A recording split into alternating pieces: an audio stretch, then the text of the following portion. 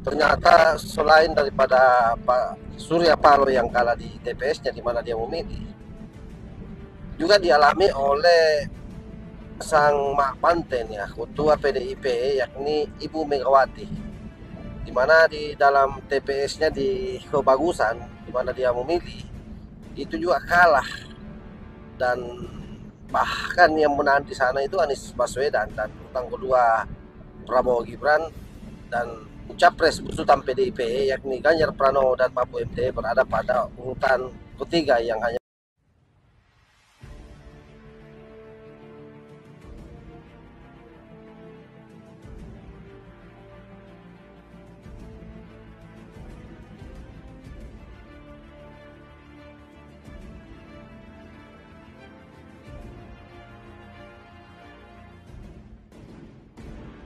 Pasangan calon nomor urut 03 Ganjar Mahfud mendapat suara terendah di TPS tempat Ketua Umum DPP PDIP Megawati mencoblos. Paslon yang mendapat suara tertinggi justru nomor urut 1 Anies Baswedan dan Muhaimin Iskandar. Dikutip dari Tribun News, Megawati mencoblos bersama keluarganya di TPS 053 Kebagusan Pasar Minggu, Jakarta Selatan pada Rabu 14 Februari 2024. Berdasarkan perhitungan di TPS itu, Anies Muhaimin unggul dari pasangan nomor urut 2 Prabowo Gibran dan Ganjar Mahfud. Paslon 01 memperoleh suara sebanyak 133, sementara 02 76 suara dan Ganjar Mahfud 67 suara. Assalamualaikum warahmatullahi wabarakatuh. Om Swastiastu, Namo Buddhaya, salam kebajikan. Kali ini kita dalam perjalanan menuju Kabupaten Bone, mau menjemput anggota yang di pesantren. Kebetulan memang tanggal 12 nanti kita mau puasa, dan ini adalah hari dimana jadwal untuk penjemputan.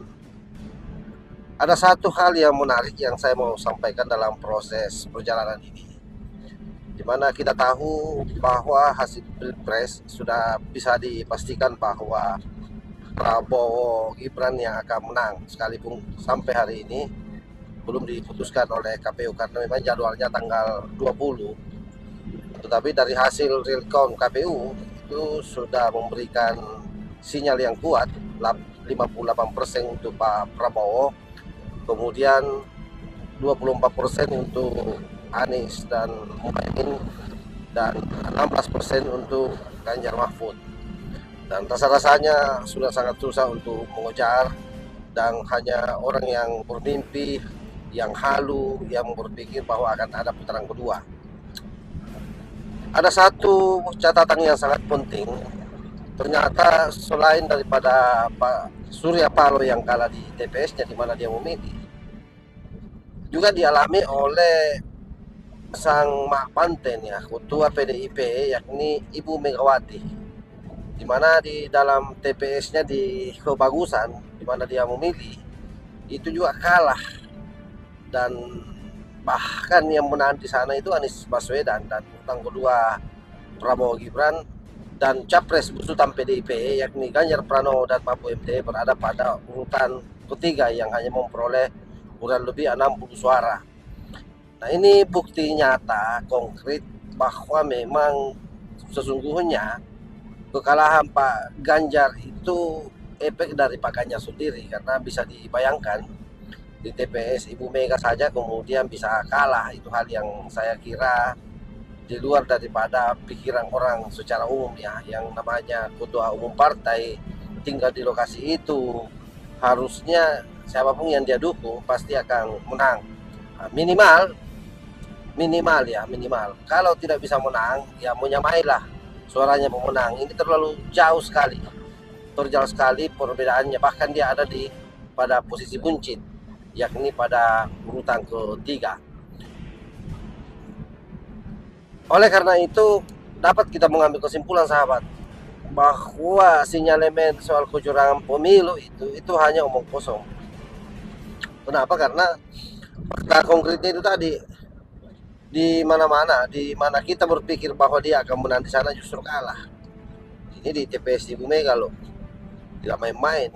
Ini adalah ketua partai, orang yang pernah menjadi presiden, dan tidak mungkin kalau dia tidak punya pengaruh yang besar di wilayah di mana dia berada.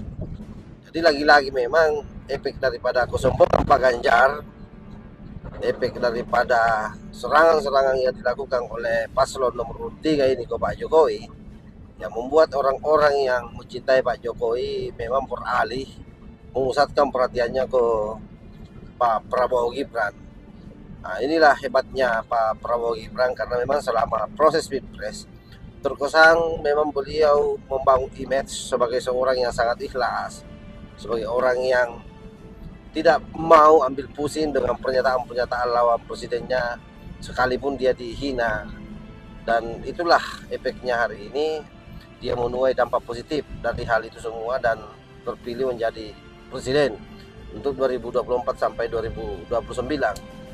Karena itu sahabat, semua sinyalemen soal kecurangan, soal bagaimana ada mobilisasi yang dilakukan oleh pemimpin kita yaitu Pak Jokowi, saya kira itu hanya BP sang kosong yang berupaya mendegradasi Pak Prabowo.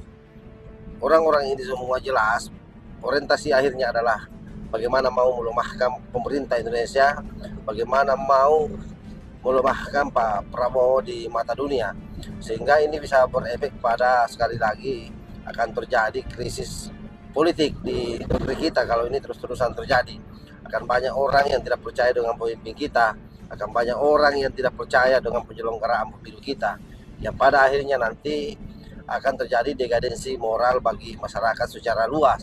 Ya, ini yang kita antisipasi, sehingga ke depan saya berharap semua tokoh elemen bangsa itu kemudian mau menurunkan sedikit egonya, berpikir hal yang lebih besar lagi, bagaimana melihat atau bagaimana menatap Indonesia di hari esok. Kita tahu bahwa bonus demografi itu adalah merupakan peluang bagi negara Indonesia untuk bisa betul-betul maju menjadi tahun emas di tahun 2045. Karena kapan hal itu dilewatkan, orang hanya sibuk bicara soal konflik politik, tidak akan ada habis-habisnya ini pembicaraan, dan ini akan membuat Indonesia akan terpuruk di dunia secara ekonomi dan memberikan ruang kepada negara-negara lain untuk ikut masuk bermain di dalam negara kita, terutama kalau bicara soal intervensi asing. Belum lagi misalnya bicara soal perekonomian. Ini juga kita harus antisipasi. Kenapa? Karena dengan kekacauan-kekacauan politik di dalam negeri, maka boleh jadi banyak investor-investor yang selama ini melihat Indonesia sebagai negara yang aman, dengan adanya ketidakjelasan soal Pilpres ini, banyaknya orang-orang yang merasa dicurangi padahal dia yang curang, lalu dia menabuhkan dalam perang seolah-olah bahwa lawannya lah yang curang. Nah, ini akan membuat para investor berpikir untuk masuk membawa modalnya ke Indonesia atau menanamkan investasinya ke Indonesia. Nah, apa dampak jangka panjangnya? Ya tentu secara ekonomi kita akan meradang.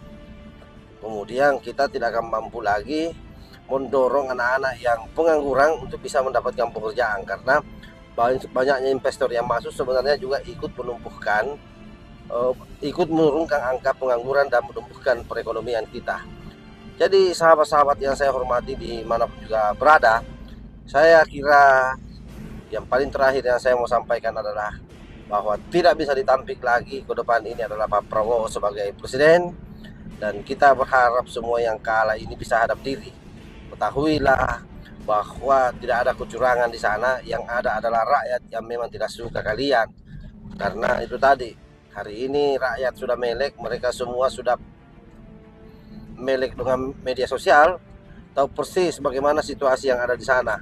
Di hampir seluruh kanal-kanal YouTube, TikTok, Instagram, semua orang menonton itu, melihat itu, dan memberikan penilaian terhadap bagaimana pribadi capres-capres ini. Aku lihat adalah bahwa capres yang sombong, yang songong, so cerdas, so beriman, ternyata rakyat tidak suka dan menjatuhkan pilihannya kepada orang yang kelihatan lebih ikhlas saja, datar-datar saja, dan dianggap bahwa dia mampu mengamankan Indonesia, dia mampu membawa Indonesia tahun 2045 bisa menjadi masuk dalam kategori negara maju.